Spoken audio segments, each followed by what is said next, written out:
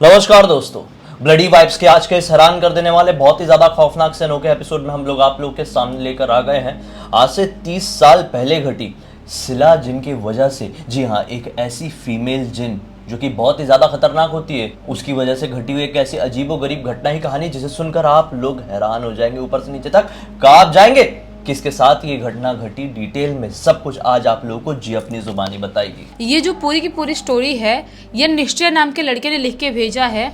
उसकी भाभी के मम्मी के साथ ये घटना घटी थी आज से 30 साल पहले।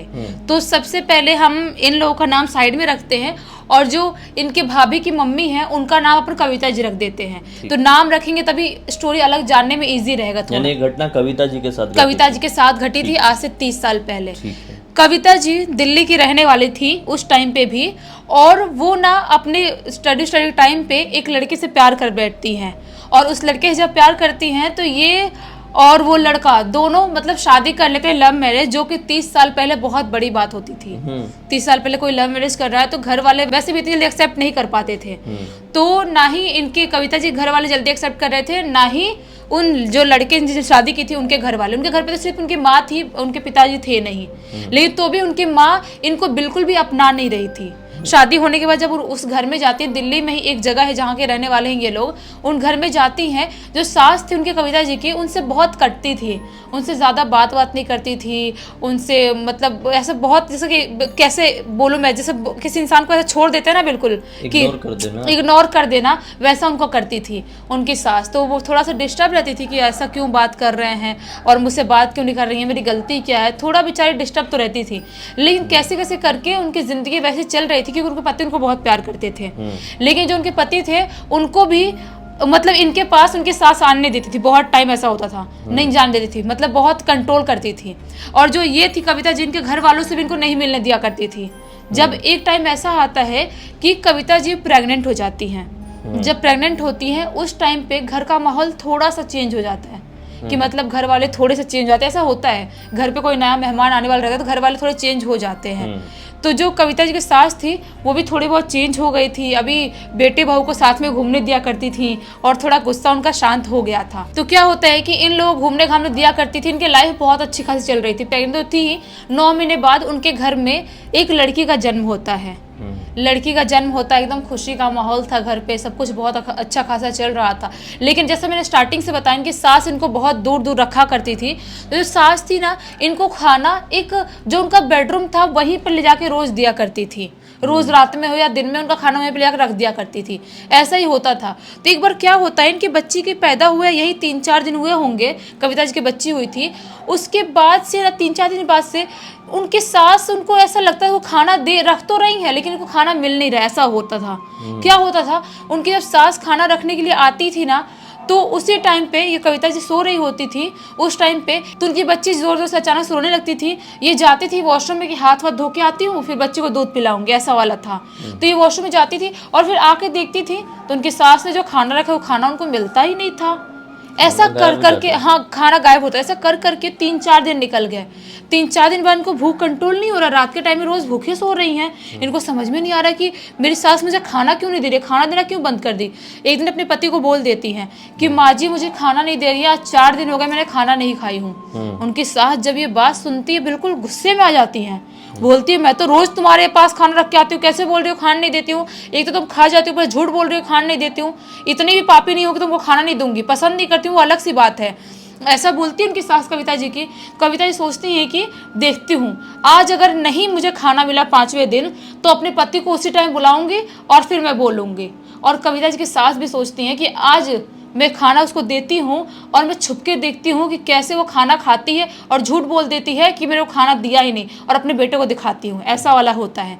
तो क्या होता है, इनकी सास खाना रखती हैं और रख के जैसे ही जाती हैं वैसे उनकी बच्ची जो थी छोटी वाली पैदा हुई थी कविता जी की, वो जोर जोर से रोने लगती हैं। जब बच्ची रोने लगती है तो कविता जी वापस से वॉशरूम में जाती हैं हाथ धोने के लिए कि हाथ धो के आऊँगी थोड़ा सा, उसके बाद बच्ची को दूध पिलाऊंगी। उसके बाद आती हैं तो देखती हैं कि वहाँ पर तो खाना है ही नहीं, खाना है ही नहीं। वो एकदम गुस्से में आ जाती हैं, एकदम ही ज्यादा गुस्से में। खाना कैसे गायब हो रहा है? फिर खाना कैसे गायब हो गया? तभी अचानक से उनकी सास के चीखने की आवाज उनको सुनाई देती है। जब सास के चीखने की आवाज़ सुनाई देती है तो वो बहुत डर जाती है, घबरा जाती है कि क्या हो गया, इतने ज़ोर से क्यों चिल्ला रही हैं। तो जब उनके पास जाती हैं तो सास जो थी ना वो छुप के देख रही होती है। और क्या देख रही होती है मैं बताती हूँ। उनकी सास छुप के देख रही होती है, बताती हैं अपने बेटे और बहू को कि अभी मैंने देखा जो ये छोटी बच्ची है ये अचानक से बड़ी हो गई, 18-20 साल की लड़की हो गई, और उसने उठ के पूरा जो खाना मैं रखी थी पूरा खा गई फटाफट करके, और वापस छोटी बच्ची बन के वापस जहाँ पे पालना होता है जिसमें सुलाते हैं उस वापस जाके सो गई। ये बात सास ने बताई? सास ने बताई। हाँ, फिर कविता जी को समझ में नहीं आया, सोची ऐसे कैसे हो सकता है। हाँ। ये पॉसिबल नहीं है, इतनी छोटी बच्ची 18-20 साल की कैसे हो सकती है और खाना कैसे खा सकती है। उनके बेटे को भी उतना विश्वास नहीं होता है।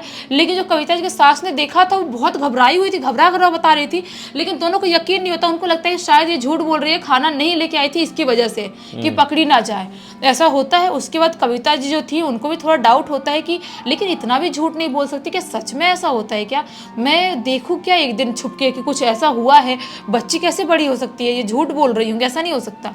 तो क्या होता है जब छठवें दिन उनकी सास खाना लाके धीरे से, अब डर के लाती है खाना, धीरे से लाके ऐसे रखती है रूम में, फटाक से भाग के चली जाती हैं। जब कविता जी जैसे ही देखती है उनकी सास खाना लाके रख रही है, वैसे ही उनकी बेटी वापस से रोना स्टार्ट कर देती है। कविता जी की बेटी अब सोचती है कि मैं जाती हूँ वॉशरूम में हाथ धोने, लेकिन धीरे से हाथ धोने के बहाने जा तो रही हूँ लेकिन धोऊंगी नहीं, छुप के देखूंगी आखिर माजरा क्या है, हो क्या रहा है। वो वॉशरूम में जाती है हाथ धोने के लिए, लेकिन दरवाजे के पीछे, वॉशरूम में जो दरवाजा था उसके पीछे छुप जाती हैं और देखने लगती हैं। जो कविता जी देखती है ना, वो देख के उनका दिल दहल जाता है। वो देखती हैं कि उनकी सास तो वहाँ से जा चुकी है, लेकिन जो उनकी बेटी है जिसको पालना में सुला के रखे हैं, वहाँ से अचानक से उठी है और उठ के 18-20 साल की एकदम बड़ी सी जवान लड़की बन गई और जल्दी जल्दी दोनों हाथ से उठाकर पूरा खाना खा गई और पूरा खाना खा के वापस से पालना में आके सो गई। उनको समझ में नहीं आया, वो बिल्कुल घबरा गई और इतनी घबराहट हुई, घबराहट की वजह से जोर से गिर के बेहोश हो गई। जब बेहोश होने जब गिरी, उसके बाद से जो गिरने की आवाज थी ना वो इतनी ज्यादा तेज थी कि सास और पति सब लोग भाग के आते देखने के लिए क्या हुआ क्या हुआ। देखते उनको बेहोश पाते, पानी वानी छिड़कते हैं, होश में लाते हैं। तो जो कविता जी बताती है ना, तब उनके पति को लगता है कि हो सकता है कुछ तो बात में सच्चाई है या नहीं है, समझ में नहीं आ रहा है, मेरी माँ और मेरी बीवी को क्या हो गया, ऐसी बातें क्या कर रही हैं। बताती कविता जी कि मैंने भी सेम एक्सपीरियंस किया जो कि माँ जी ने किया था। लेकिन पति उतना विश्वास नहीं करते, बोलते ऐसा कैसे हो सकता है, दोनों का दिमाग खराब हो गया है, क्या हो गया है, छोटी सी बच्ची कुछ दिन की है, 8-10 दिन की लड़की इतनी बड़ी कैसे हो सकती है, ये तो पॉसिबल नहीं है। वहम होगा, ऐसा कुछ लगा, इनका वहम होगा, इसमें कोई इतनी दुराई नहीं है, वहम हो सकता है, उनको ऐसा लगता है। तो क्या होता है कि एक दिन ना ऐसी जो कविता जी थी वो अपना कुछ काम वाम कर रही थी और काम करते करते ना उनके घर से बाहर, उनका दरवाजा तो था ना वो दरवाजा खुला हुआ था, उनके घर से बाहर एक मौलवी जी चलते जा रहे थे वहां से। तो चल के जो मौलवी जी थे ना उनको अपना भाई जैसा मानती थी ये कविता जी। तो क्या होता है उनको मतलब ऐसी आते हैं, बात करते हैं नॉर्मली। जब बात करते, जो लड़की सोई हुई थी ना, जो उनकी पालना वहीं पे आंगन में सुला के रखी थी, देखती है कि वो लड़की अचानक से कुछ अजीब से घुर्राने से आवाज निकाली और मरने जैसी हो गई। वो मौलवी जी को देख के मरने जैसी हो गई। तो वो कविता जी बिल्कुल शॉक्ड आती है, उनको बताती, बोलती ये क्या है, मेरी लड़की को क्या हो गया। जाके देखती हैं बिल्कुल होश में नहीं आ रही थी।